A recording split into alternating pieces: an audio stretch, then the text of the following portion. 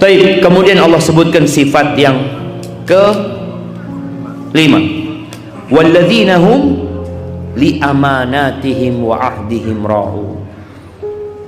Mereka adalah orang-orang yang menjaga amanah. Amanah itu boleh jadi istri kita amanah, anak-anak kita amanah, pekerjaan kita amanah, dijaga tuh. Dan di antara tanda-tanda kiamat itu yang kita lihat ya, kata Nabi SAW,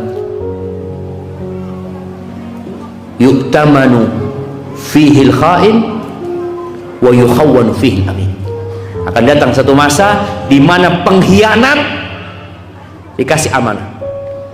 Tahu pengkhianat ini orang, tapi malah dianggap orang yang paling amanah, paling bagus. Yang ahli amanat dianggap pengkhianat. Jadi standarnya itu udah terbalik-balik. Orang beriman jaga amanah, kalau nggak jaga amanah termasuk orang-orang munafik. Kasih amanat berkhianat, dan dia menjaga janjinya. Tanda-tanda orang munafik, idza tumina khana wa idza wa'ada akhlaf. Kalau dikasih amanat dia berkhianat, kalau berjanji dia ingkar janji. Di antara janji yang paling banyak dilakukan manusia itu janji bayar utang. Insyaallah pekan depan siap. Jam berapa? Pagi lah insyaallah. Sebulan kemudian ketemu lagi. Ya apa utangnya? Wallah lupa. Insyaallah. Insyaallah hari Sabtu depan itu ada fulan bayar utang sama anak. Langsung ada transfer. Siap. Siapa yang pernah berjanji bayar utang nggak bayar utang? Insyaallah nggak ada di sini orangnya. Dan di antara cara tahu orang baik sama tidak itu urusan fulus ya. Makanya kalau ibu-ibu cari menantu, tolong tanyakan ke teman-teman kerja dia. Kita punya utang nggak? Fulan, oh insyaallah fulan soft pertama di masjid, tapi utang nggak bayar-bayar sama. Itu bikin malu jam. Karena seharusnya yang pertama tadi khosyiun itu ada kolerasinya dengan amanah. Karena kata Allah, inna salata tanha anil fahsya wal munkar. Salat itu mencegah dari perbuatan keji dan munkar. Dan pengkhianatan ini, ingkar janji termasuk perbuatan yang munkar. Kemudian walladzina hum ala salatihim yuhafizun. Kalau bicara khusyuk di awal tadi, dia bukan hanya sekali khusyuknya, tapi dia menjaga sholatnya. Karena sholat ini memang dijadikan oleh Allah buat umatnya untuk menjaga mereka. Subuh antum sholat, dari subuh ke duhur banyak godaan loh, boleh jadi banyak dosa. Maka antum sholat duhur, dosa antara subuh ke duhur dihapuskan. Antara duhur ke asar antum sholat lagi dihapuskan.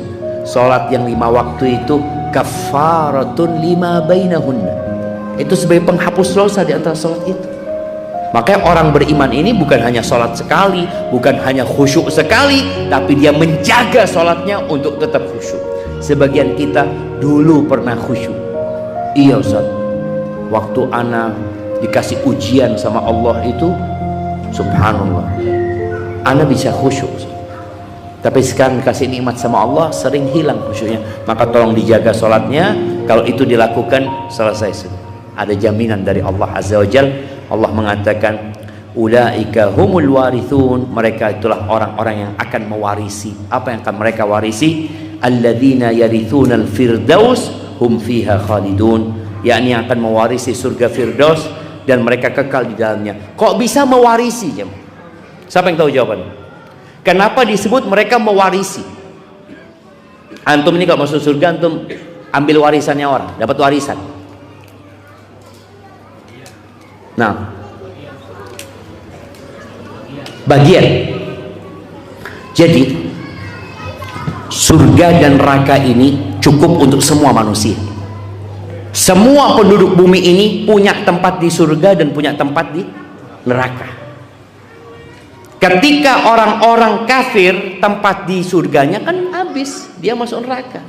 Maka bagian dia di neraka itu diwarisin oleh orang-orang beriman, sehingga semakin luas yang didapatkan oleh orang-orang beriman. Selain dapat bagian dia juga mewarisi bagian orang-orang yang masuk neraka. Neraka juga seperti itu. Di neraka itu cukup buat seluruh manusia. Ada bagian orang beriman di sana. Kalau dia kafir, maka ketika dia masuk surga, bagiannya diberikan kepada orang-orang kafir. Na'udzubillah min dzalik. Barakallahu fiik. Itu mungkin yang dapat kita kaji bersama.